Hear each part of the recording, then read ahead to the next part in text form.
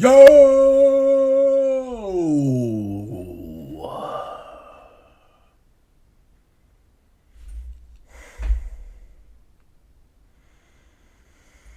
Speaking of the people's eyebrow, ooh, it's good y'all surprising man today.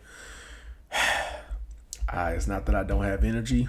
It's that type of time. It's nighttime, so I can't talk as loud. So, but I wanted to get this video out to you guys, cause bro, there's no way I wasn't. So you see what we're gonna be talking about. If you see the title of this video, you know what we're gonna be talking about. So if you could just like, comment, subscribe, stay here from second one to second none, I really appreciate it. Share with your friends, all that good stuff. But let's do this, bro. We gotta start off with the obvious. Not like going into detail, but mentioning it.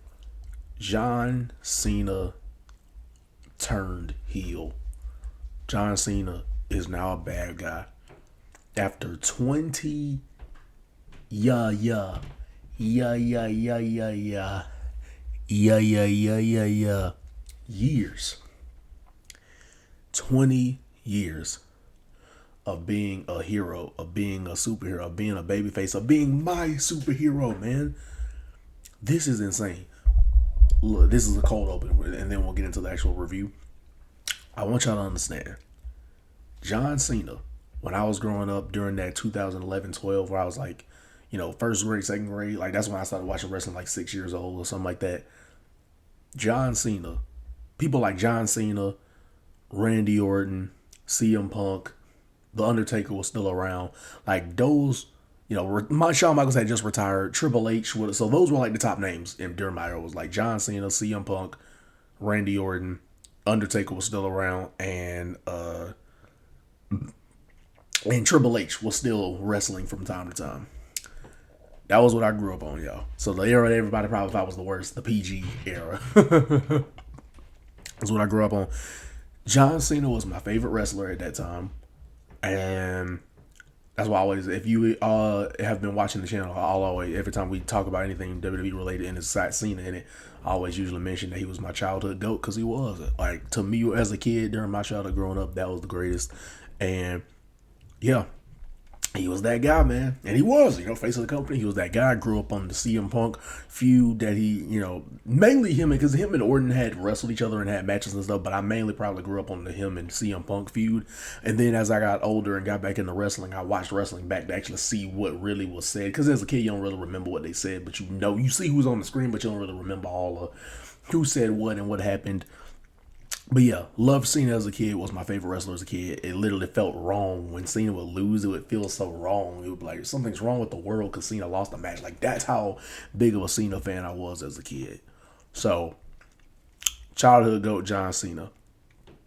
So to see, after 20 years of being the top baby faces, even though he was even though he was booed with the "Let's Go Cena, Cena Sucks," even though it was boos and mixed reactions, still would consider him, other than people who grew up on, the 80s, the greatest babyface of all time. Only really competition with Stone Cold Steve Austin. As far as the greatest babyface of all time, as far as just that longevity as a babyface, because Rock was a great babyface, but I'm trying to think of like who would have been like I guess you could say Cena was the greatest babyface of all time because he was what you expected in a babyface, being the typical superhero looking up to you. So as far as what you would really think about when you think of babyface, you're not really thinking of Austin. He was like a wild card type of babyface. Same with Rock because of his entertainment value and the cursing. But Cena was the fight the good fight, typical, that's what you expect to see in a babyface. So the greatest babyface of all time as far as what you would expect in a babyface, because Stone Cold was not what you expected in a babyface. But anyway, man, so like 2005 was when he became the WWE champion. So him being a top babyface probably started around 2005. Full year of that was obviously like 2006, but 2005, funny enough, the year I was born, 2005 to 2025, Cena was a babyface. There was plans to turn him heel. Apparently, Cena did an interview. I forgot what the interview was, but like he did an interview that I saw, and they were close apparently to making him turn heel in 2012 when they were leading up into the first match against The Rock. Funny enough, that's gonna tie into this whole thing. It's crazy, bro.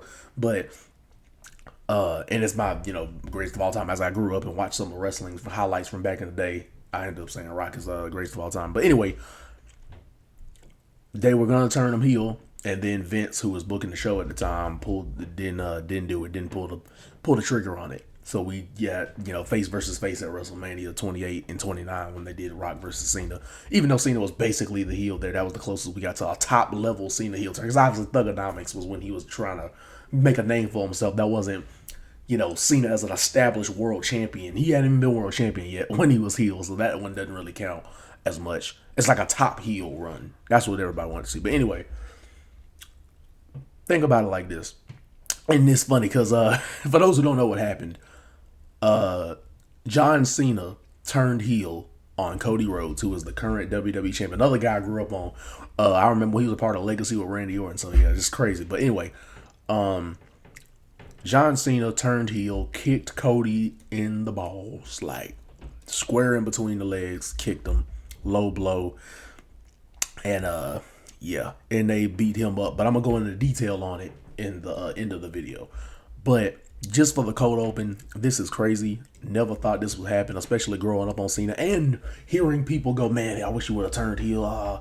He should have turned heel." Cena made me stop watching wrestling. So hearing all of those complaints, because as a kid I don't really know it, but growing up getting back into wrestling, I got back into wrestling around 2018, randomly, like nothing even drew me to it. I just decided to watch it again, but learned more about it, what certain terms meant and everything, and it got me to this point, 2025. So 7 years since I've been like back into wrestling, and this is wild. This is why I love pro wrestling. Makes you feel something, gets you captivated with the stories like you would any TV show or movie. You're captivated with the story, but they have a unique way of blending it with the characters, and the characters are people being their authentic selves, but turning it up for TV and making stories, and the unique athleticism and physicality. Just a great, unique way of telling stories that is different from like typical movies and TV shows.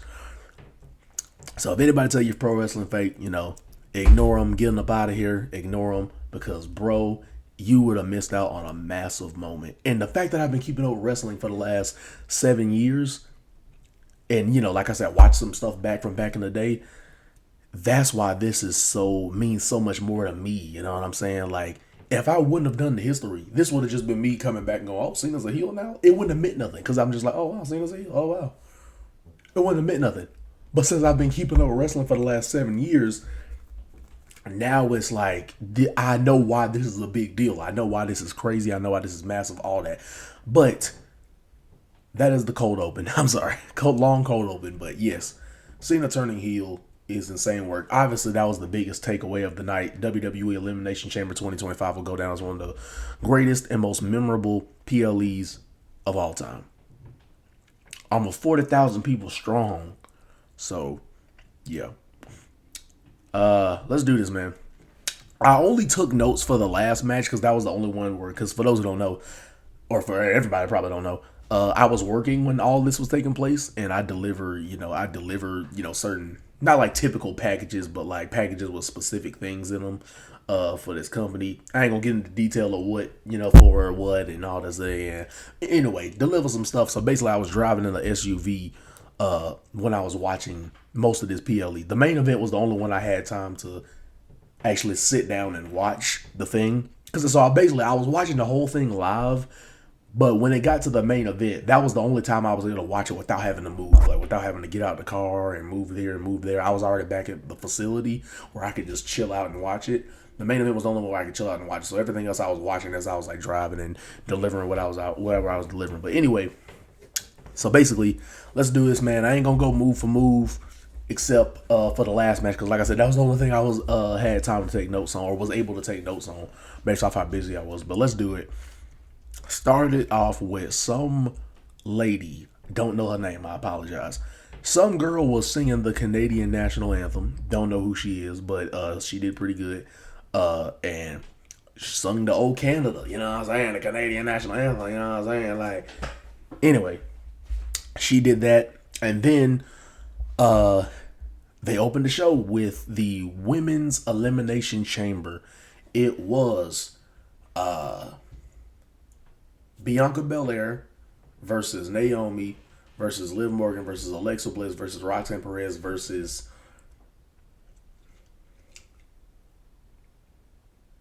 it's not hitting me. Bailey. I think that's who I forgot last time. When I was doing my predictions, that's the person I forgot. God done. Versus Bailey. So how I think it went as far as who got eliminated first and everything. Oh, we know who got eliminated first. So it started off. No cap. This night was so memorable, bro. I'll say what I mean by that. Y'all will get what I mean, but this is such a memorable pay-per-view. PLE. The match started with the return of Jade Cargill, who is this, pretty tall, dark skinned, beautiful, ripped, ripped female as far as muscles, ripped female. So boom, Storm's coming, because that's the thing that it says in the beginning of the theme song. She comes out and immediately attacks Naomi. So for people like me and others who called it, I think we were right when we said that we think that Naomi's the one who attacked Jade Cargill, who was it was like she was thrown and laid out onto like a car windshield. So for 3 months she was out with that kayfabe injury. Kayfabe as in it was injury for television, but not in real life. That person's not injured. And she came back and immediately attacked Naomi. Immediately attacked Naomi, threw her up against the pod, and Bianca, her tag partner is Naomi. So she's just freaking reacting like this and just melting and having an emotional moment as she's just sitting there in the chamber not able to do anything as Jade is freaking beating the crap out of her. And so she beats the crap Jade does out of Naomi, did the thing where they had the little slider door to slam the cage open, put her head into that, slammed it onto her, and basically the match started off with Naomi getting eliminated due to the fact that she can't compete. Because obviously she just got beat the crap out of by Jade to start off this whole thing. That was one of honestly, the wildest and best starts to a women's elimination chamber that I've ever seen. Started off with the Jade return, which I don't know if I said in my preview and predictions or just forgot to mention. I think I did forget to mention it during my predictions for this, that was a possibility that she could have came back. Now, I'm not surprised she came back, but I am surprised when she came back. I thought she was going to come back and cost Naomi the match. At some point in the match, I thought Jay's going to come back and get it. I didn't know they were going to start the whole match with that. I thought that was going to be somewhere as the chamber goes along, Jay's going to come in and cost her. But they started it like that. So it does protect Naomi because obviously, she got beat the crap out of, so she didn't get pinned. And yeah, the fact that she went straight after Naomi, I think Jay knows Naomi did it. And then with those who know, leading up to it, they were trying to pin it as Liv Morgan and her tag partner, they're now the tag champions, Raquel, they were trying to pin it as they're the ones who did it, even though there wasn't proof that they did it. They were just there at the scene, but it wasn't no proof that they did it. We all knew, the hardcore fans knew it was Naomi, and Jade immediately attacked her. So I think Jade knows who attacked her. I mean, I think she saw the person that she was getting packed up, But anyway, slammed on the car windshield and everything, and 3 months later, yeah, she's back, and she definitely had a vengeance. So if I'm a betting man, I would think, so this was already a great way to kick us off and let us know that we might be in for something at WrestleMania, because everybody was, including me, not to say I wasn't doubting WrestleMania was going to be good, but I was like, man, we really need to start leading up to the chamber, I was like, man, we really need to start getting WrestleMania matches going, and this PLE single-handedly kicked off WrestleMania, which I figured would be the last-ditch effort. If we were going to have a great WrestleMania, I figured this was the PLE. After this PLE, there's no excuses why we shouldn't be WrestleMania ready and feeling the hype. And boy, did we feel the hype, man. Triple H knew this PLE, and this is what I was thinking, was going to be the one that was going to kick us off, because it really did, and boy, it did it. But yeah, started off the match with that. So then, like I said, I can't call any spots because I didn't take notes on this. So basically, they wrestled. I think how everybody got eliminated was Bailey got eliminated by was it Alexa Bliss? I forgot who eliminated Bailey, but Bailey got eliminated by somebody. I forgot who eliminated her. Dang. I think that's the only one I forgot. Bailey got eliminated. I don't know if it was by Alexa. It might have been by Alexa Bliss. I think it was by Alexa Bliss. She eliminated her by doing her version of the Sister Abigail, where puts them down, on the knee, but instead of when she goes back, she doesn't does it where it's a face buster. She does it where it's like a DDT. I think that's who eliminated Bayley. And then Alexa Bliss was eliminated with a no. It was Roxanne Perez. I think she got eliminated next with a double. It was like a like a code breaker where she leaps up on the person, falls on the knees. Boom! It was a code breaker. And then it was a twisted bliss where she does like a splash, but she twists in midair and lands on her. That's how Roxanne got eliminated. Then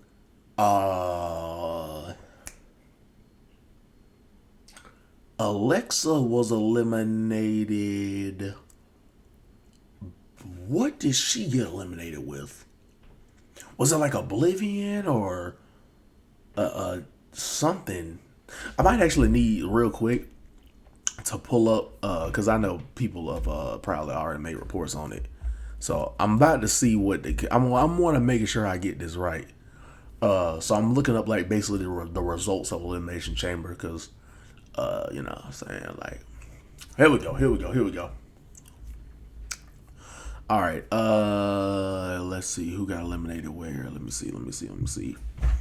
All right, I just wanted to make sure, you know what I'm saying. So yeah, Bayley and Roxanne was definitely going to town. Like they was beating each other up because they've having a little feud. So beating each other up there. Bayley did slam Perez's head against this thing. I'm looking at this website that was kind of going over it because I needed this to remind me. But anyway, yeah. So then Bayley. Okay, so Bayley was eliminated with Liv Morgan's move where she does like a flatliner as she bounces off the ropes, the Oblivion, and that was the first pinfall because Naomi was already eliminated. And then, so she got eliminated with Oblivion. Okay, my bad. And then who was eliminated next? Right, it was Perez, right? Okay, yep. Okay, yep. Okay, so I was right. It was, like I said, Roxanne Perez got a code breaker, the double knees, Jericho's move, from Liv Morgan. That's what I said. Yep. And Perez is landed, directly on Bliss's flight path. Yep. And Bliss hit her twisted Bliss where, like I said, she jumps in the air like a splash, but then she kind of twists midair. And so that's how Perez got eliminated. I was right. So I'm basically doing my Control F and typing names because I know the order which people got eliminated. I'm just making sure how they got eliminated. I'm getting that right. So Bliss hit the Sister Abigail DDT thing on Bianca. That's what it was, and then got rolled up by let me see, roll up, more shot, clean up. There's a little left over. So wait, how did Bliss get eliminated? So more is that. This came strong to more encounter. Okay, never mind. Okay, well, I don't know. I think so. It might have been a roll up. I think it was a roll up. I think Liv Morgan, rolled up Alexa Bliss. I think that's how she got eliminated. So it came down to Liv Morgan and Bianca. Sorry for that long delay. But Liv Morgan and Bianca. It came down to those two. And there was one spot I do remember where I think Liv was running away from Bianca, and she proceeded to get hit with Bianca's long braid.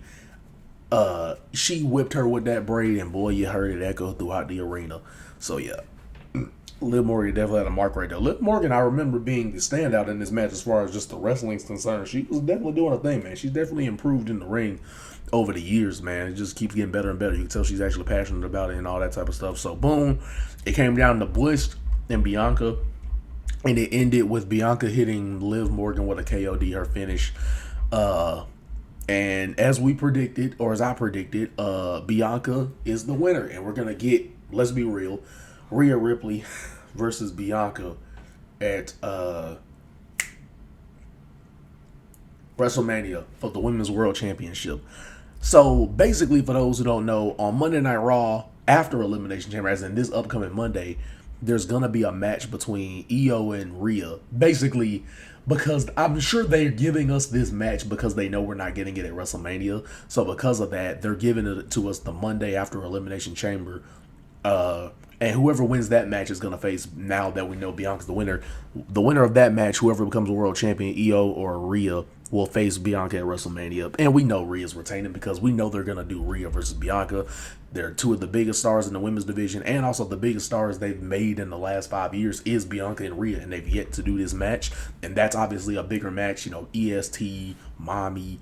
That match is more bigger headline worthy than her versus Io. Even though we know Io and Rhea is going to be a great match, which they're going to do on Raw, bigger match marketing wise would be Bianca versus Rhea. And we haven't seen this match before on the main roster, so they're going for that at WrestleMania, so I'm wholeheartedly okay with that. And I'm thinking we're going to get Jade Cargill versus Naomi at WrestleMania. Because why else would we have done this 3-month story revealing Naomi as the attacker if that's not going to lead to a Mania match? I would think.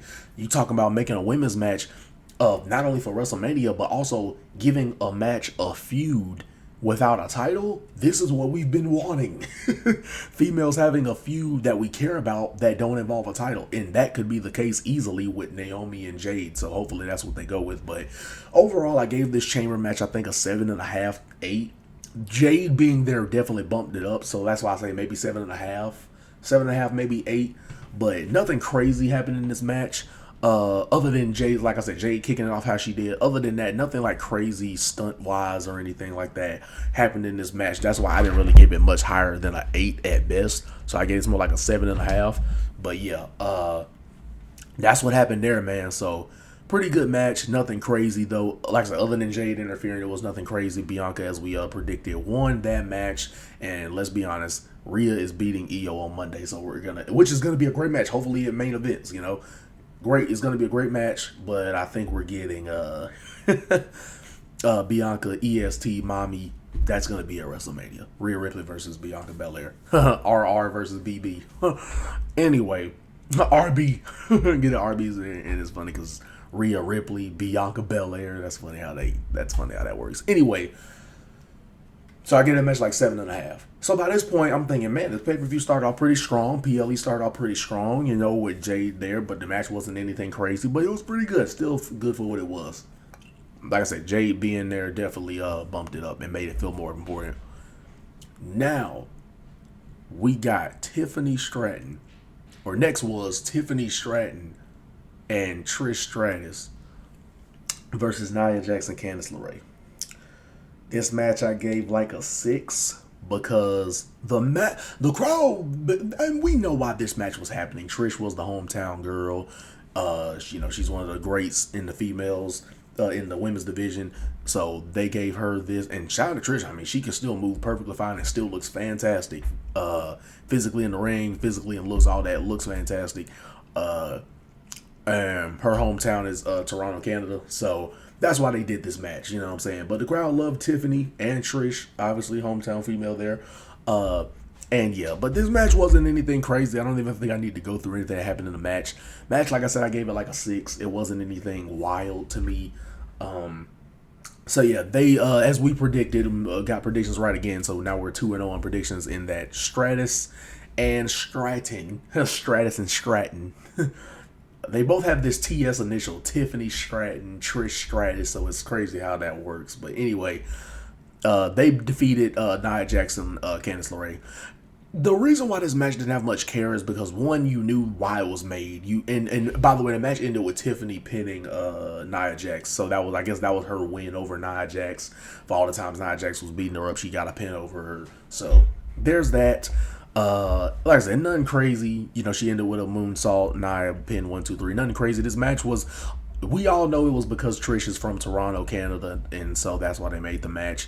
Which is why, if they would have done like Trish versus Tiffany and maybe had Charlotte come out afterwards or something like that, I would have been fine with that. But nah, they made a tag match. So anyway, yeah, unfortunately, just of this night, like this PLE, this night to remember. Unfortunately, this was just the least.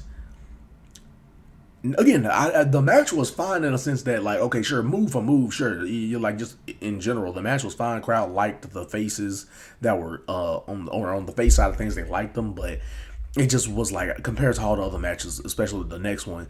Yeah, they was not. It wasn't comparing. You know, it just kind of felt like a waste of time. Not again, not saying the match was bad, but it's just out of everything that was on the show, this was the least cared about match as far as things that we were really interested in or any stories progressing. So there's that. But shout out to Trish Stratus, still moving great, still looks great, and is almost 50 years old. She's 49, I think. So that's crazy. She's doing it. That yoga is helping, man. All right, that yoga is doing the trick, bro. You know what I'm saying? But here we go. Next one, next match. So at this point, I'm thinking the PLE is, like I said, women's match was fine. It was pretty good. Women's chamber match. Jade returning was the big thing there. So by that point, Jade's return had been the only thing that really progressed anything that really gets you going. Maybe we got some WrestleMania coming along. And by the way, Rhea Ripley and Io did come out there. When Bianca won, they both met her at the top of the ramp. And had that little face off with Rhea and Bianca, and Io was behind them too because she could potentially be the champ. But we're thinking it's definitely gonna be Rhea and Bianca, even though they're gonna have a women's world championship match between Rhea and Io beforehand. But they're really just gonna do that match, like I said, to make up for the fact that we can't get that one at Mania, or they're not gonna go with that direction at Mania, which perfectly makes sense to me. Anyway, I was watching this on my way back to the facility. This was wild. This was really freaking wild. Kevin Owens versus Sami Zayn in an unsanctioned match, which basically means WWE's not held accountable for anything they do, which is funny how they do that. But it's storyline, So WWE basically don't have no legal trouble on their hands. Whatever happens is on those two guys right there, where they agreed to let each other do whatever, because this match was no count out, no disqualification, anything goes, no rules at all. Only spot I remember, or the spots that I remember, there was Kevin Owens had stacked up two tables. So there was a table, and then he stacked the table onto another. And I thought Kevin Owens was going to go through it, because for those who don't know, there was one where there was in 2017 Royal Rumble, funny enough, between Roman and Kevin, because I don't know how many matches they've had too.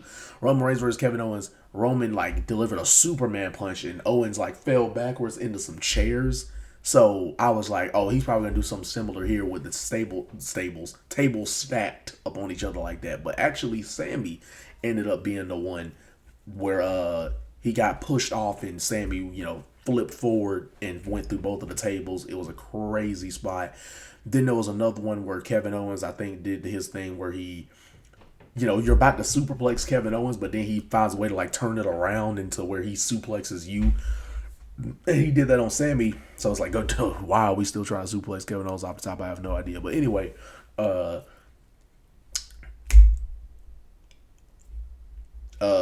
they call it a fisherman buster, where basically, like I said, Kevin Owens reverses your suplex into where he's suplexing you.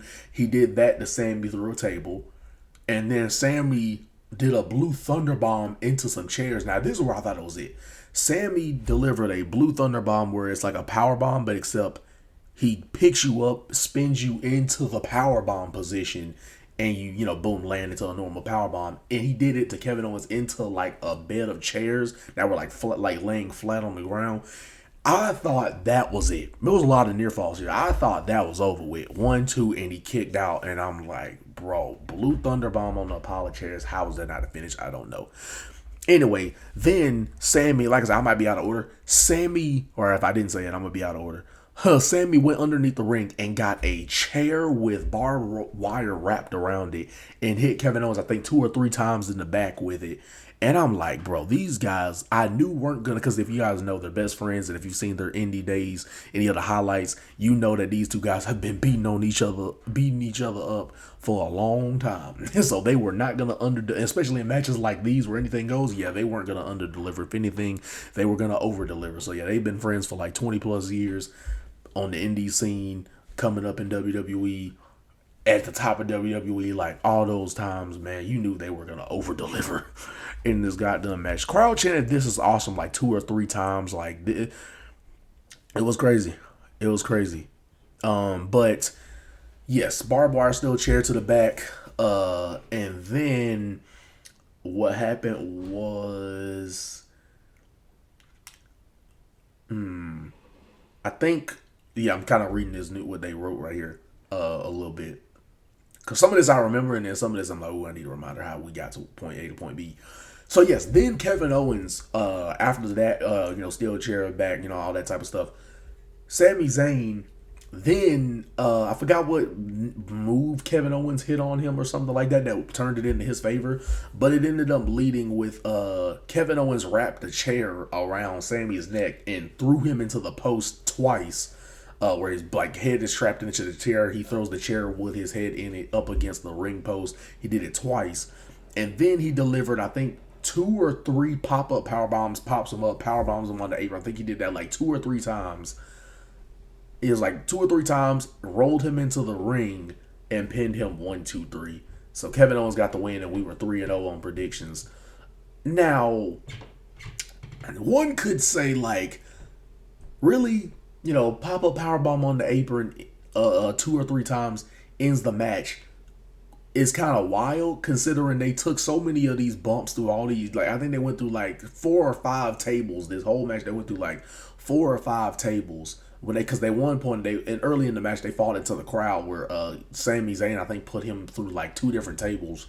So all these times they went through tables, they went through chairs, they fell off the top of things, and the thing that ends it is a pop-up powerbomb on the apron. It's just there was so much more impressive stuff that were near falls that looked more impressive than the finish, whereas the finish was just pop a power bomb on. It was just still painful, but compared to what they did going through the tables, it's like you would have thought that one of the table spots would have ended it, but anyway, pop a power bomb on the apron, rolled him into the ring and pinned him 1, 2, 3. 3-0 predictions. Kevin Owens got the win over Sami Zayn, and he was about to power drive Sami Zayn onto the exposed because Kevin Owens went out outside. He was about to leave, right? He's won his match, but then he turned around and the referees or whatever are trying to stop him. Which, by the way, I do remember this too. There was a spot where like 2 or 3 referees had got knocked out. Like Sammy mistakenly hit a haluva kick on one of the referees, and then Owens beat up Charles Robinson, one of the other referees, and another. So it's like they both beat up 2 referees, Sammy on accident, Kevin on purpose. But anyway, then they and then like I said, match was over with. Kevin Owens was like about to head out, but then he turns around and he gets Sami Zayn, or he tears up. So on the ring, outside the ring, is padded, and underneath that pad is concrete. So Kevin Owens ripped the pad off on one of the sections where it's padded up, ripped that off where it's exposed concrete, and he got Sammy, and he was about to deliver that package pile driver and basically end his career. Like that was no doubt going to end his career if he would have hit that pile driver. But right when he's about to like get him up for the pile driver, we hear, "I hear voices in my head. They counsel me. They understand. They talk to me." You know what I'm saying? Grew up on Randy Orton, so I most definitely know the song. Like, I remember when I was a kid, I looked up like the lyrics. Like I was into that song and into what Randy Orton had going on. I grew up on Randy Orton when he was a menace. Like peak heel run 09 to 2010. I grew up on that version of Randy, so like pretty much prime Randy to most people. But anyway, he came out there. I was excited because I was in the car. Like I said, I was driving back to the facility, so in the car I'm just lit, and I'm like, yes, like he's back. And I was like hoping he would be back. And like I said, in my predictions, I think this is another thing. Oh no! This I didn't forget. I think Kevin Owens is gonna win this match. But if Randy Orton shows up, it's probably going to be Zayn. Well, the good news is Kevin Owens won before Randy came out there. So I was good on predictions. So Randy Orton comes out there to save Sami Zayn, or more really to get back at Kevin Owens, because Owen, for another, funny enough, the same type of angle. Randy Orton was power driven by Kevin Owens, and he's been out for a couple of months of kayfabe injury. And he comes back. So Jay came back from getting that angle where she was thrown through the windshield by what we're thinking is Naomi, since she came out there and beat the heck out of Naomi. And now Orton's coming back to get his guy done, get back on Kevin Owens, who sent him out. Except his was with a pile driver instead of getting thrown onto a car windshield. So he back for blood.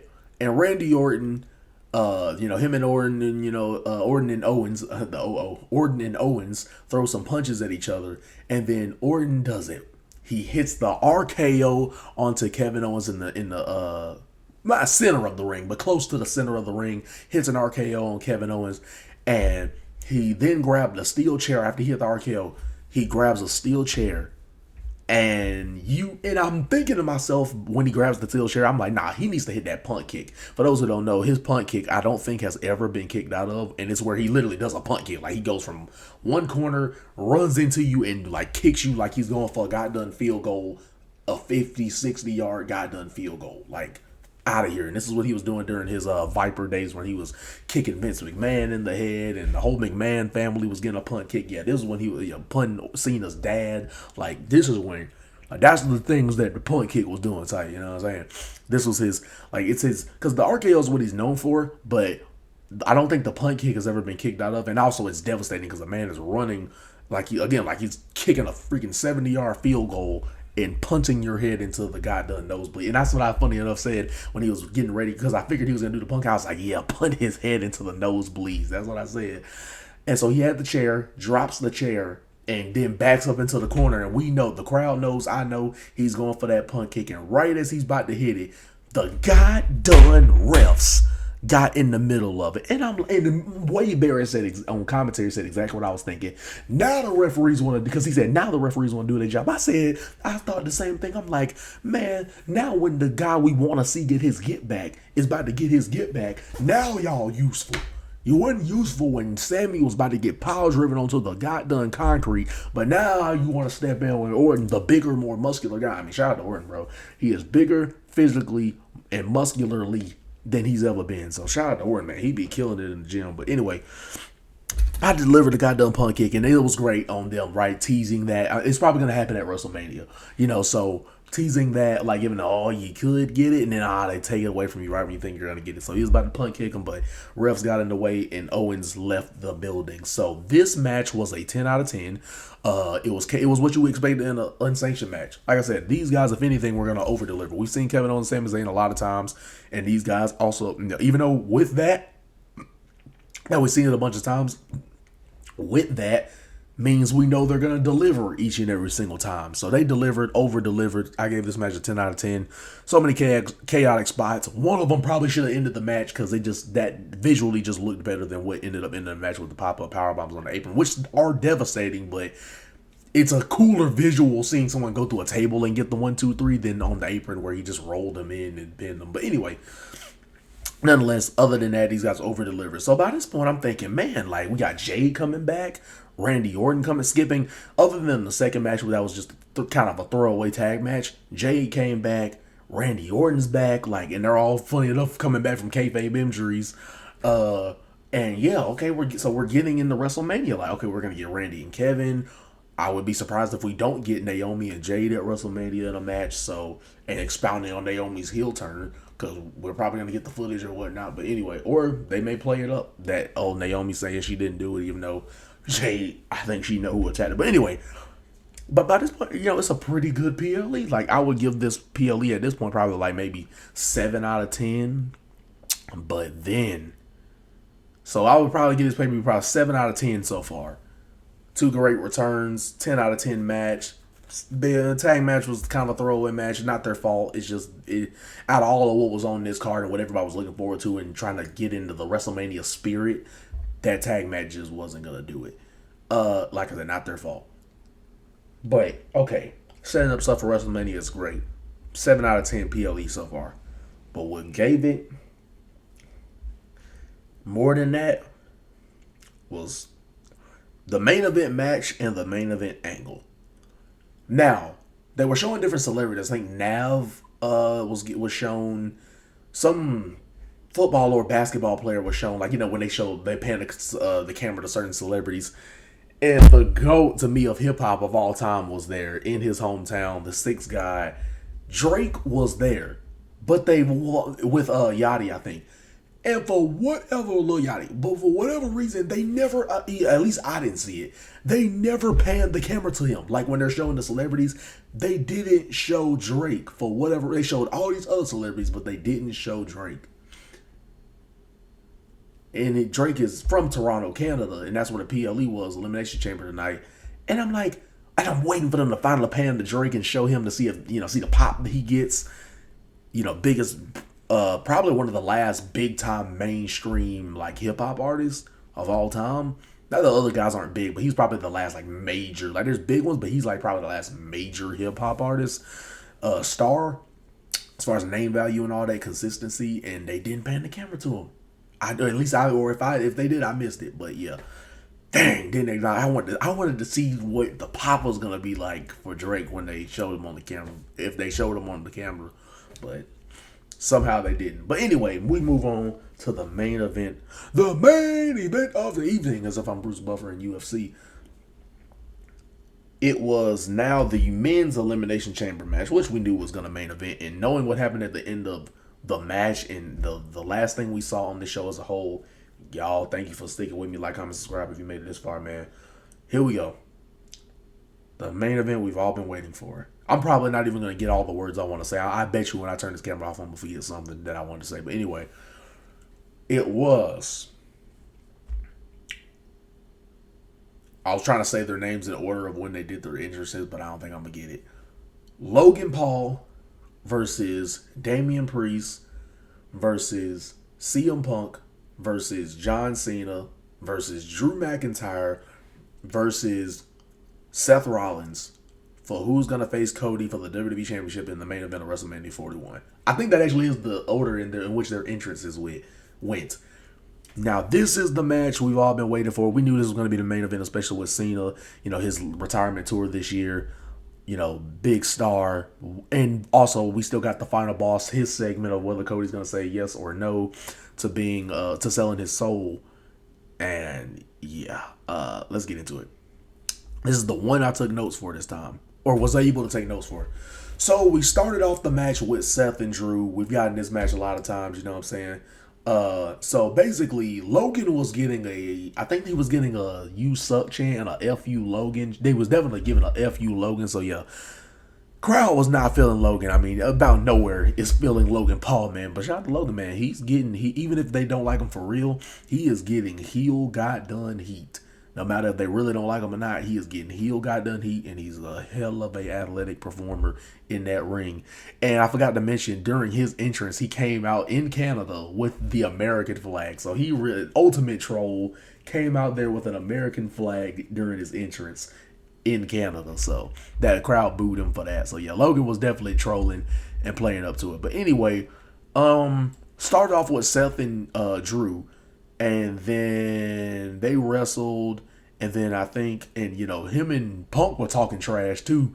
When Drew was doing his entrance, he was talking some trash to Punk, and during the match when it started with Seth and Drew, Seth was slamming Drew's head up against CM Punk's body. He was like, "Yeah, beat him up," and he was just cursing because they were blurring out some of the stuff Punk was saying. So yeah, Punk definitely was saying some choice words, but yeah, so it started off with them two, and then next entered Damian Priest. Priest got in the mix. They got a little history, Drew, Punk, and Seth, because at Money in the Bank 2024, it was Seth versus Damian Priest for the World Heavyweight Championship, and Drew McIntyre had won the Money in the Bank earlier that night and got screwed by Punk when he tried to cash in.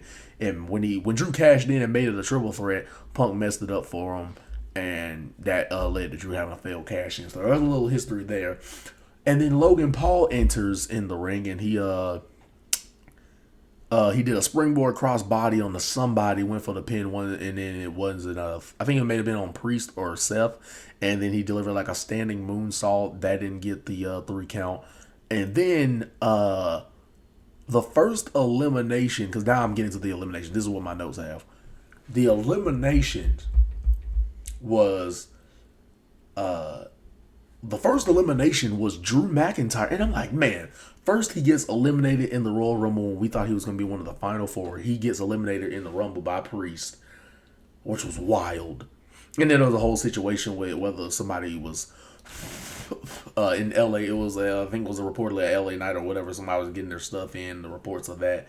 So he got eliminated when we thought he was going to be like the last 4 at the Rumble this past year. And then in this match, he's the first person to get eliminated in this Elimination Chamber by way of a roll-up by Damian Priest. And funny enough, Drew tweeted,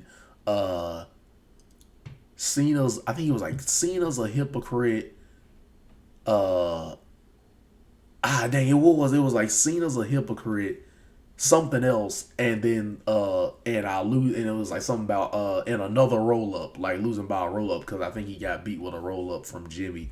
Uso a couple weeks ago. So that was what he tweeted, but that was funny. But anyway, yeah, Drew got rolled up by Damian Priest. So I think they are really gonna do Damian Priest and Drew McIntyre at WrestleMania. I don't want to see that. I'm not personally. And even though they had a pretty good match at Clash at the Castle, I'm not really into that match. I'm not one of the situations. It's one of those situations where I'm not a big fan of Damian Priest. I personally don't see what the push is with him.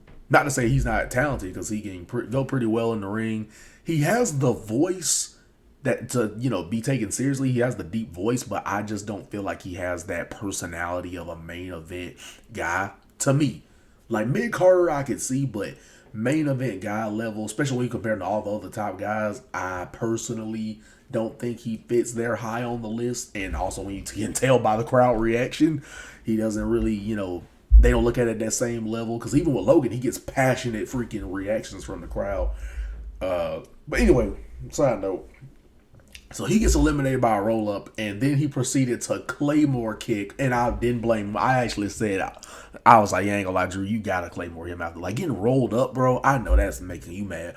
And it did. Drew McIntyre Claymored Damian Priest. So he got a Claymore of that running boot to Damian Priest, and that set Logan Paul up to do a swan time. Well, no, it wasn't a swan time. It was a splash. It was a splash. I put swan time because I know why I put swan time. I'll put swan time bomb like Jeff Hardy because I assumed that's what he was gonna do, and he didn't. And I was like, oh, I would have done swan time.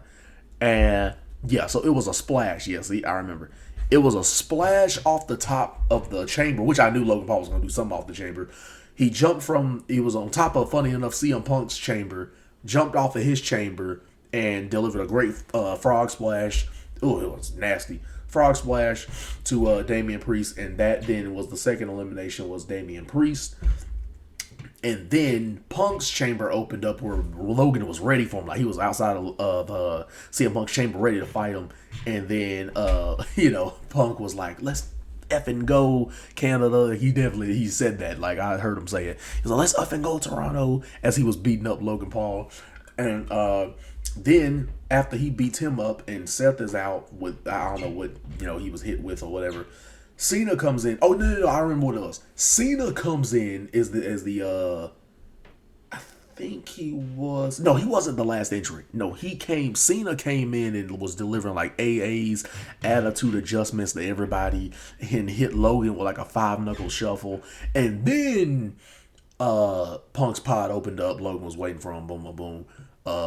And then because Punk was the last one to come out there out of his chamber.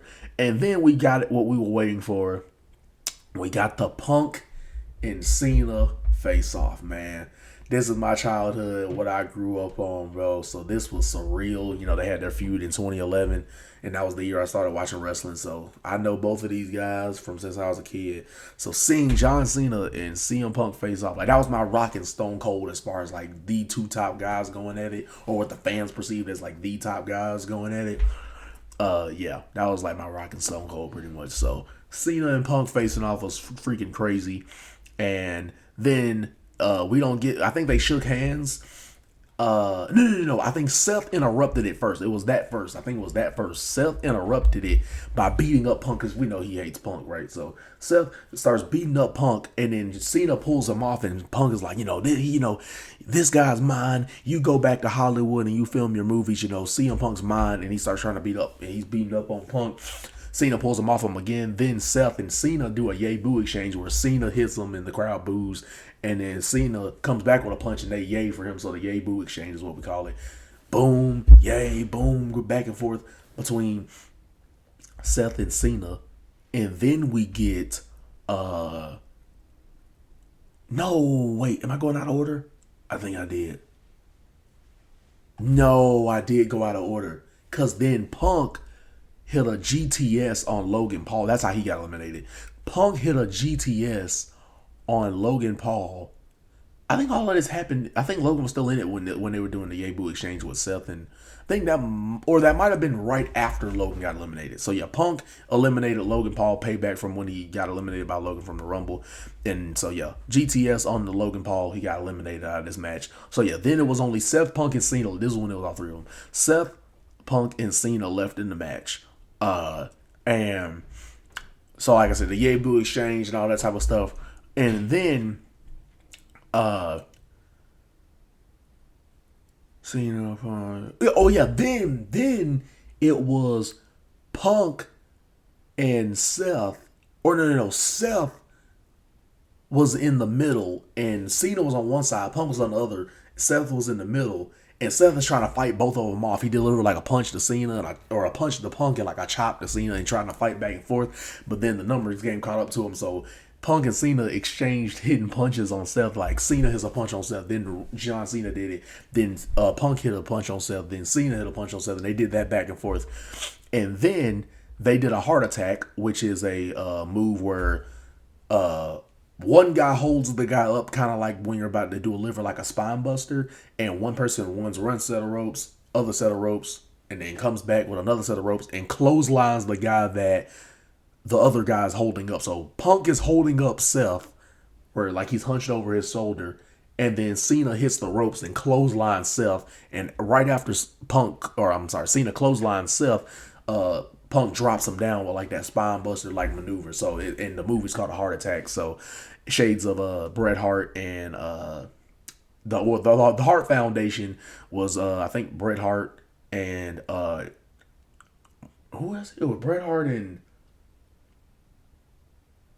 is it Jimmy Neidhart? I think they were a tag team. Hart Foundation, that was one of their signature moves, and Bret Hart is from Canada, so paying a little homage, whatever you would like to say, to Canada there, because legendary Bret Hart, probably the most known Canadian wrestler. So pay a little homage there with that tag maneuver. Just for those who didn't know the history, I'm trying to explain it to people who may not know. But then Cena and Punk started fighting finally. The fight we were looking for. They were punching each other back and forth. And then as they're countering after counter, right, Cena did his little comeback and did the little, where he picks him up and plants him down, throws the hands up, does the "you can't see me." Punk goes for the kick to counter it. Cena counters that kick with a STF where he traps the leg and kind of does a crossface almost like across the face, puts him in his submission. And so, yeah, STF. And then Cena hits an attitude adjustment, the Death Valley Driver move, and Punk kicked out of that. Then I think Cena went for something else, and Punk hit a GTS, I think, on Cena, and Cena kicked out of the G. So they both kicked out of each other's finishers. Then Seth came back into the play, delivered a buckle bomb to Cena where he it's a buckle bomb because it's a power bomb where he lands into the turnbuckle, but this time he did it into the Elimination Chamber pod. So power bomb Cena into the Elimination Chamber pod, and then a pedigree to Punk, and Punk kicked out of that. Seth attempted to do his top rope thing where he does like the superplex into the Falcon Arrow, and he got caught and got hit with an elbow drop from Punk off the top rope.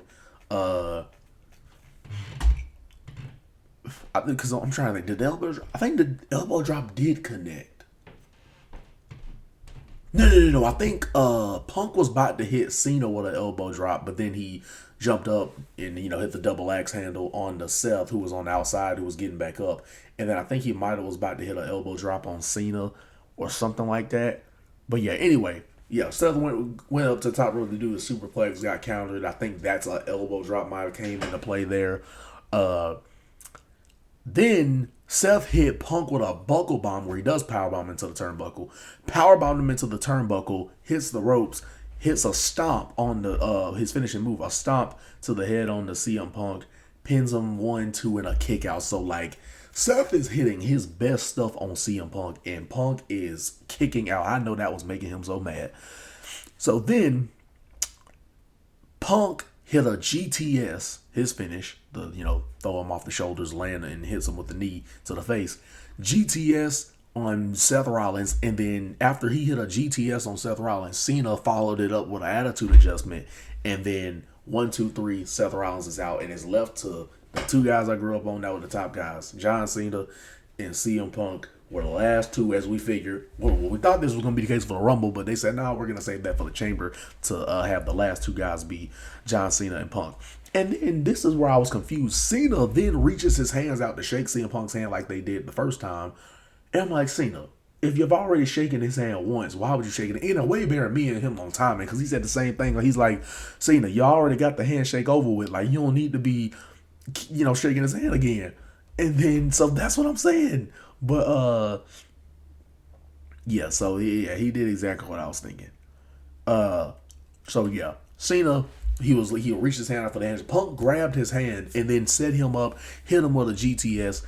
Punk kicked. Cena kicks out. Then that's when it happened. So earlier, Cena hit Punk with an attitude adjustment. Punk kicked out. Now this was the one I was talking about where Cena got hit with a GTS after he lowered him in, or he took the handshake, pulled him in, hit a GTS, Cena kicked out. Then it was that where, like, after that, he got CM Punk got hit with an attitude adjustment, and then he kicked out. So that's when they exchanged each other finishers back to back, and both kicked out of him. That's when it happened.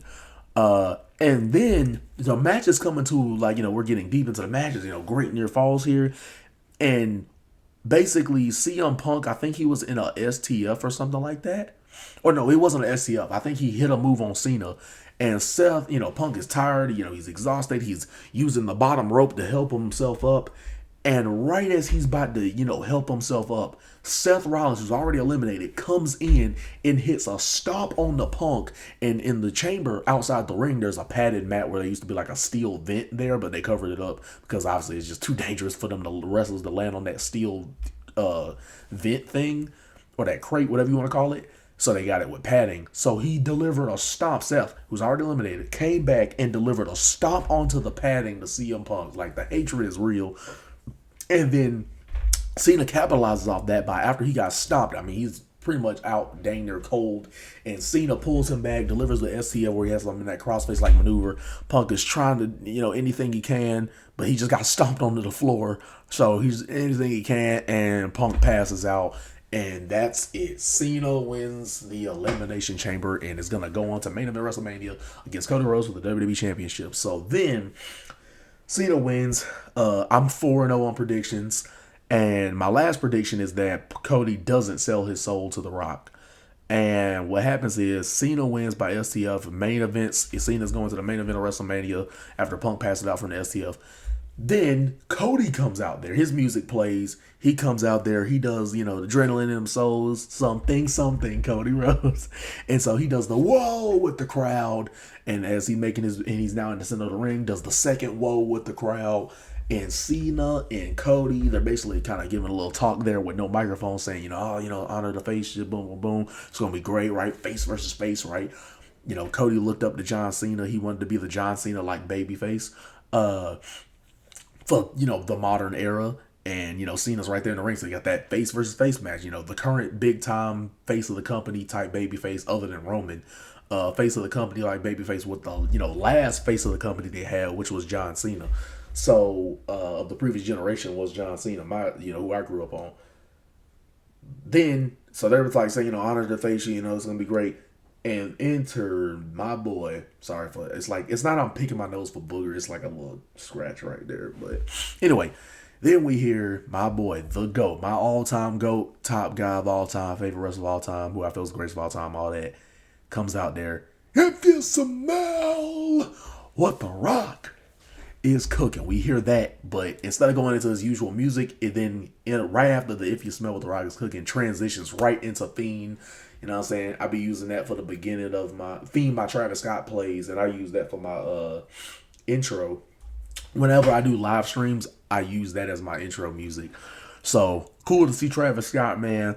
So his music plays, we Fiend, Fiend, his song Fiend plays. And he comes out there with his own custom championship belt. And then after the Fiend, the first part of Fiend plays with the Fiend, and the Fiend, all that plays, and then it transitioned into the rest of Rock's theme song.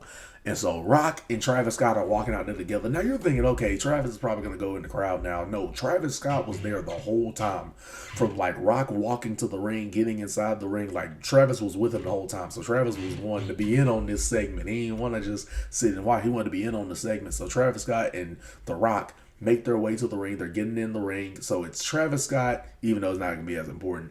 The Rock, Cody Rhodes, and Cena all in the ring. I'm thinking like, okay, we're probably going to get like a promo with Rock and Cena again. Because obviously we know Cody, but Like Cena's gonna. I'm thinking, okay, Cena gonna say something. Like, what's going on here? So then Rock says, Cody, he was getting wild, y'all. He was like, Cody, this is, I know you're gonna make the right decision. This is your only chance. The Rock wants your mind. The Rock wants your soul. And then The Rock was like, The Rock needs your soul. So now this Rock was on some wild timing. I'm, a big Rock fan, but I can't lie, that boy was on some wild timing. You know what I'm saying? So he was getting a little freaky there. Need that soul, like, God, dog. If only your girl wanted your soul like that, it'd be better in the bedroom. But anyway, he said, give me your soul or else the dream will be dead or the dream dies again. And you're like, what do you mean the dream dies again? It's, are you thinking of American Dream, Dad passed or whatever, in 2015. And that's the date he had, June 11th. I think it was June 11th, 2015, which was the day his Cody Rhodes, his dad, legendary Dusty Rhodes, died and went by the American Dream as his moniker.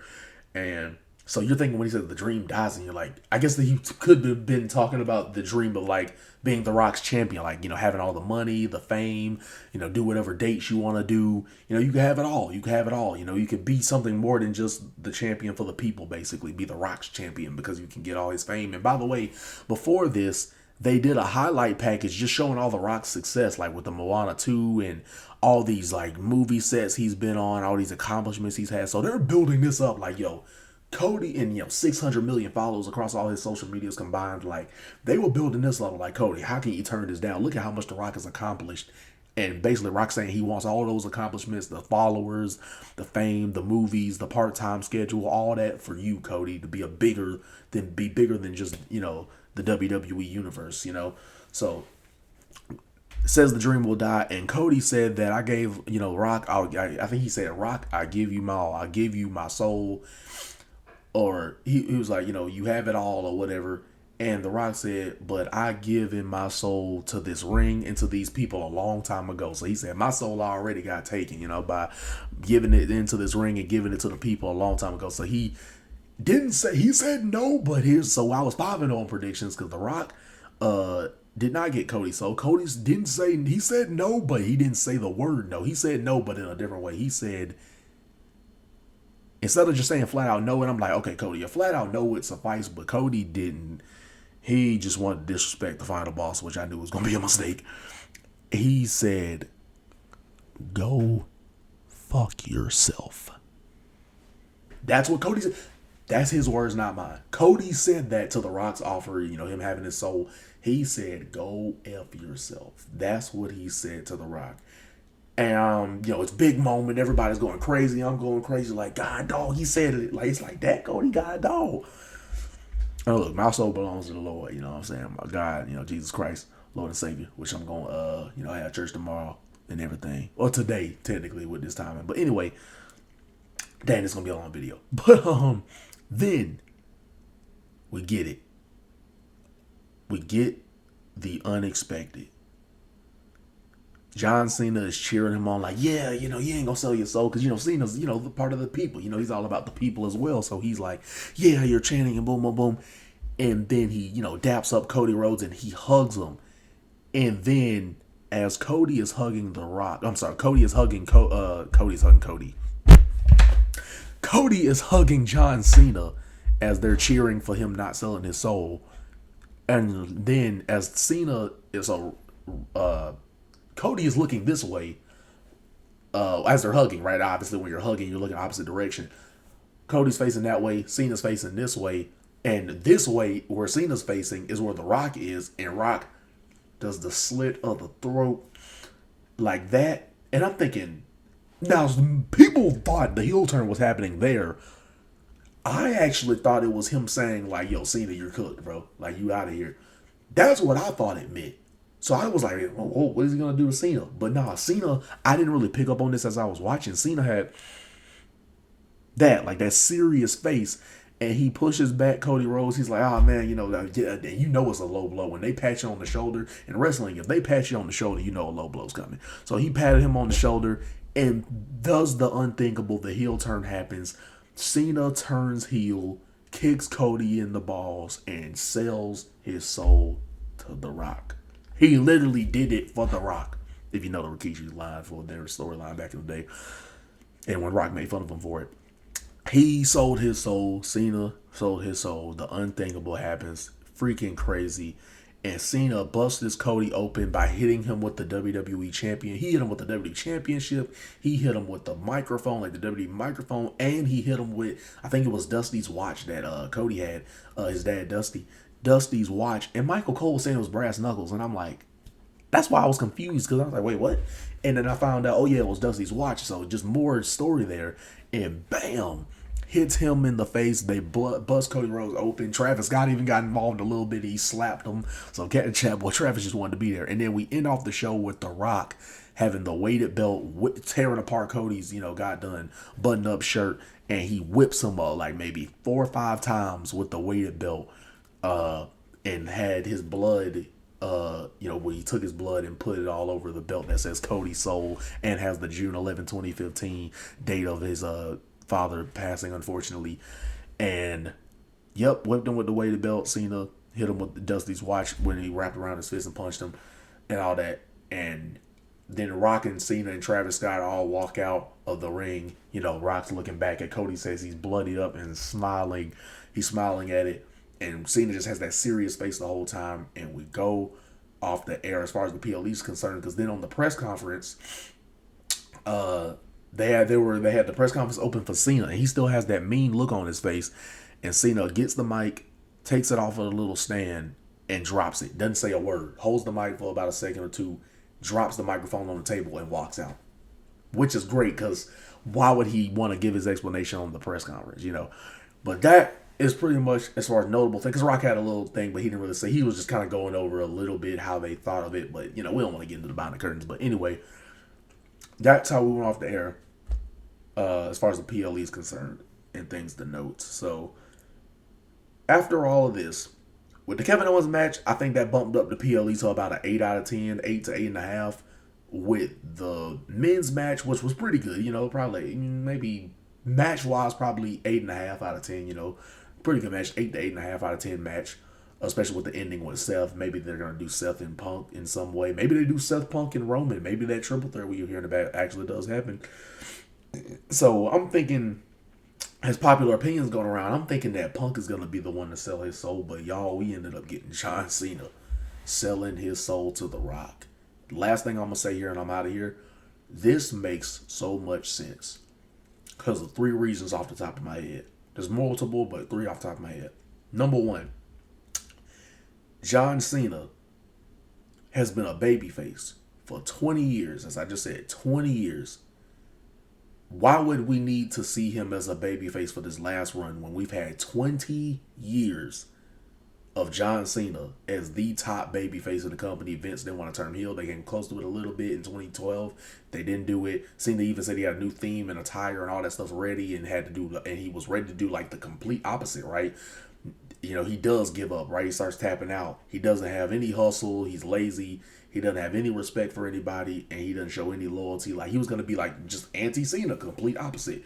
But they didn't go through with the heel turn, and now we have gone through with the heel turn. I don't know if he's going to keep those same ideas that he mentioned for the heel turn when they were going to do it in 2012, or came close to it in 2012 to turn them heel. I don't know if he's going to still stand by those ideas now that we actually did see him turn heel in the year of 2025, his last year wrestling retirement tour. Could you imagine him turning heel leads to us seeing Cena wrestle more? Because now he lies to us and goes, you know what, this actually wasn't a retirement tour, right? Because he's a heel, so he can lie. But yeah, that'd be funny. But anyway, so 10 months left, as Michael Cole said on commentary. Michael Cole actually said, I can't, he was like something, this guy done sack of shit. Like he said the S word and they didn't bleep it, because they were bleeping some of the stuff. They did not bleep Michael Cole saying the S word. That's how you knew it was serious, because when he was talking about Cena heel turn, and because because Michael Cole was hyping up John Cena, saying great things about him. He was his number 1 guy, and then he called him, I don't think he called him a piece or something, but he used the S word in some way, shape, or form. I forgot what form he used it in, but he said the S word and they didn't bleep it out. They let him say it with no bleeping out. So that's how you knew it was serious and knew it was real. But back to the reasons why Cena turning heel makes sense. We've seen him as a babyface. Let me close this on. Think about nothing else. We've seen him as a babyface. I saw it my whole life, my whole childhood and all that. So it's crazy as an adult about to turn 20 years old in a couple of months. I can say as an adolescent, as an adult, I saw John Cena live on television. March 1st, 2025, turned heel. It's crazy. But we've seen him as a babyface, top babyface for 20 years. 2005 to 2025, right? Because for the first 2 months, he was a face for 2025. Seen it for a long time, so it's not like this had to be the case where like he had to be a babyface the whole time. It would make sense, right? Well, last year you would think you want to get all the sympathy and sell all the merch to the kids of when I grew up on him and the kids of today who getting to know Cena. You would think they would want to sell all that merch and all the Make-A-Wishes, right? Everything that he's done. But nope, they turned him heel still, with Triple H, man, this definitely built hype for WrestleMania. This pay-per-view for me, PLE after it was all said and done was 9 to like 9.5 out of 10. Ultimately, with the storytelling and forwarding stories, Jade returned, Randy returned, Cena turning heel, and getting selling his soul to The Rock. Big things happened on this legendary, probably the greatest Elimination Chamber PLE as far as a whole PLE, best Elimination Chamber PLE of all time, if not one of the best. But we see him as a babyface for so long, and even though people like me thought we would never see John Cena as a top heel, because right, like I said, Thug of Diamond Days, he wasn't a top guy yet. So Cena as a top heel, we never thought we would see it. And tonight, or last night as this recording now, we got it. So we've seen him as a babyface for a long time. So the heel run has been long overdue. And they really had the balls. Shout out to them. They had the balls to pull the trigger on a Cena heel turn. Like, you're thinking last year, he's definitely, if he won a babyface before, like he was babyface for this long time, you thinking this is definitely the time to keep him babyface, right? Because retiring tour last year, retiring, everybody's going to have the sympathy. They went ballsy and said, no, we're turning him heel. We're getting that Cena heel turn. Last year, Triple H booking the show, he said, let's go out with a bang with this retirement tour. Let's do stuff they never thought we were going to see. And they doing it. Because, again, we've seen Cena as a babyface for so long. So is it going to hurt anybody now that he's heel, So, and everybody knowing wrestling's a work and stuff like that. So you can get a lot more fun and creative, So, boom. Seen him as a babyface for a long time. That's number one. So, heel turn. Is anybody really mad that he turned heel, in a sense of legitimately mad that he turned heel? Because how long? I mean, you got all that time you saw him as a babyface. Come on now. Number two, why this is a great idea. It makes perfect sense. Rock did the 1, 2, 3 in the throat slash at Backlash when he returned last year, 2024, and now Cena, he does the 3 throwing up like this. I don't know if that was a direct thing, but it still led to this. Cena turning heel, selling his soul to The Rock. And it makes sense in the sense of you could play that story of Cena has this act of desperation and to get that world record breaking title number 17, and he's willing to do anything to get there, even teaming and selling his soul to The Rock. And it makes sense for number 2 reason because 2 or 3, I don't know if this was part of 2 or maybe this is number 3, but John Cena and Rock both took the same path. Rock went on to Hollywood. Not in the same way, but they both ended up going off the Hollywood. So it makes sense, Cena and Rock being in the Hollywood business, being part-timers, it makes sense that they would understand each other, right? So they would work together, and this works for Cena as a heel perfectly because he was a hypocrite for ridiculing The Rock at the time that they were feuding in 2012 and 2011, building their feud. He was like, Rock didn't really love the WWE because if he loved it, he would be here. But now Cena's a hypocrite because he ended up going off to Hollywood. So does he really love the WWE? So it plays into that hypocriticism. Like, it almost kind of plays into the storyline wise of like Cena now understands what The Rock has meant. He understands why he went off to Hollywood. So it makes sense that he would sell his soul. So this is crazy. Like, Final Boss has Cena's soul. Cena got it still doesn't feel real that this actually happened. Cena turning heel doesn't even feel real. I mean, we didn't even think The Rock was turning heel when he initially came back. But and then in the stuff with Cody, we want Cody and all that trending and all that for WrestleMania 40. I guess another reason is the great full circle storytelling. Last year at WrestleMania, Final Boss was trying to, The Rock was trying to prevent Cody from winning that championship and didn't get the job done. Cena helped him win that match by, taking out Solo. And now, leading into WrestleMania 40, John Cena versus Cody, and Cena is the heel. He's going to be a heel going into this match, and now he's going to go against Cody as a bad guy, not as an honorable, nope, as a bad guy. And this is the other reason I was thinking.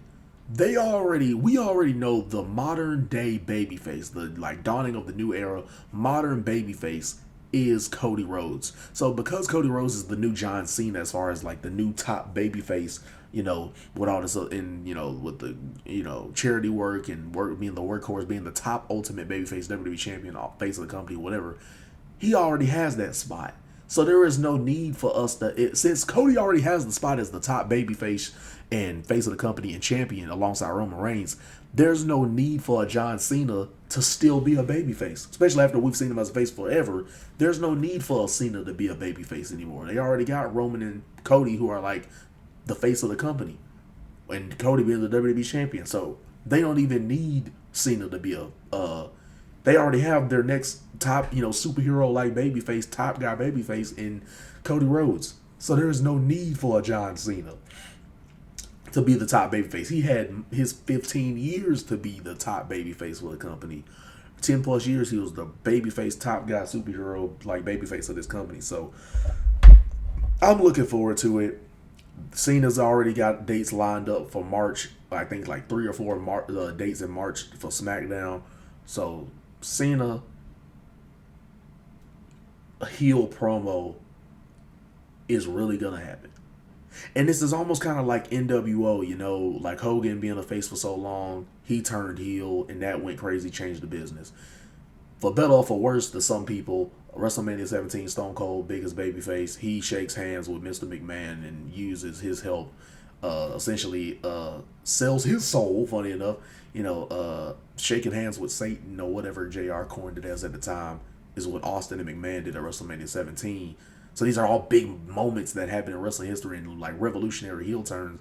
And then Roman Reigns turned heel, and it led to some of WWE's best business in a while, with the bloodline story going on and rocking strong as it did and great for the ratings and all this other stuff, was when Roman turned heel by aligning himself with Paul Heyman in 2020 during the pandemic. And now in 2025, John Cena sells his soul to The Rock, which makes sense because they're both Hollywood superstars and all this other stuff. So this is going to be great storytelling. I'm ready for the Cena heel promo. And the last thing I'm going to say is F all of y'all who was saying Vince needs to come back. And also F all of y'all that was saying, oh, The Rock's promo didn't... Yeah, I get it was supposed to be weird and uncomfortable. Even Rock admitted that that was the goal of it. But F the people that was saying like Rock's promo didn't make any sense. He doesn't know what he's doing. He lost his touch with the promo. He can't do promos anymore. Oh, this doesn't make any sense. Oh, he abandoned the stuff he did at Bad Blood. All of the Bad Blood stuff meant nothing. This is all of what I was seeing down my Twitter timeline. So F all of y'all who try to doubt the final boss. There's a reason why when The Rock was tweeting, he would tweet long game. He tweeted that for a reason. And he said it in the press conference that he plays the long game. Final boss on NXT said he's 20 steps ahead. So know your role and shut your mouth. Enjoy the ride The Rock's take you on. And boy, are we going on a ride. We got a Cena heel turn in 2025. But there's a lot more I want to say, but I got to get you guys out of here. So at the end of the day, what can I say? It is what it is, or what it's going to be is this Prodigy, the vibe, man, continuing to come out with the content division, the bangers over and over again for you guys, because we're going to keep rolling on strong and keep grinding and do what we need to do to get to where we need to be, and that is at the top of the content creation mountain. But yep, run up the likes, comment, and subscribe. That is the vibe that DJ's on, and we just going to keep pushing and going, guys. But this is wild. A wild thing to go to sleep. Knowing I gotta go to church, so a wild thing to go to sleep on. But what a memorable goddamn night. Like I said, 9 out of 10 to 9.5 out of 10 PLE for me. Memorable moments and built towards WrestleMania. This is what we were looking for to get us hyped for WrestleMania. So appreciate all y'all for watching, especially if you watch this long. Don't forget to like, comment, subscribe again. Gotta keep saying it for those who be forgetting. And I shall see y'all in the next video, man. Like I said, still going to be thinking about this even as I get off this video. I'm probably going to think of more stuff to say. But as far as what was on top of my head for now, God, this is a long video. I shall see y'all in the next video, man. Childhood goes turning heel is crazy. But see y'all in the next video, man. This is going to be some exciting television, and we are ready for WrestleMania 41, man. Finally got that moments and build we were looking for. Like I said, Jade coming back, Randy coming back, Cena turning heel. This is now what we need. And finally the build, moments, feel, all that we were looking for to get us in that WrestleMania spirit. But I appreciate you guys. See you in the next video. Peace.